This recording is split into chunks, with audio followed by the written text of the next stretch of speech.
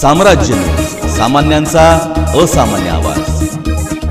हिंदू राष्ट्र सेनेचे धनंजय देसाईसह आयोजक रवी गोनेवर गुन्हा दाखल। जेलरोड पोलिसांनी अखेर हिंदू राष्ट्र सेनेचे धनंजय देसाईसह आयोजक रवी गोनेवर शस्त्रबंदी कायद्यानुसार गुन्हा दाखल केला आहे। सोलापूर शहरातील कर्णिकनगर मैदानावर रविवारी सायंकाळी धनंजय देसाई यांच्या हिंदू राष्ट्र सेनेच्या वतीने हिंदू गर्जना सभा आयोजित करण्यात आली होती। सभेत भाषण सुरू करण्याअगोदर धनंजय देसाई यांनी नंगी तलवार दाखवून सभेत दहशत निर्माण करून भाषण सुरू केले होते।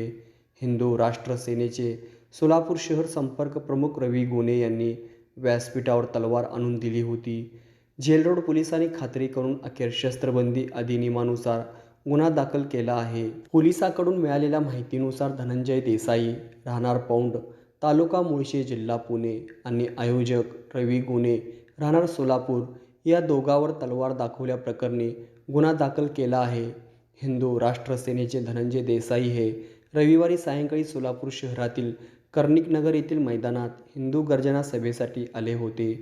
सोलापुरातील हिंदू राष्ट्र सेनेचे प्रमुख रवी गोने यांच्या पुढाकाराने ही सभा आयोजित करण्यात आली होती। व्यासपीठावर धनंजय देसाई हे आले असता रवी गोने यांनी तलवार आणून दिली।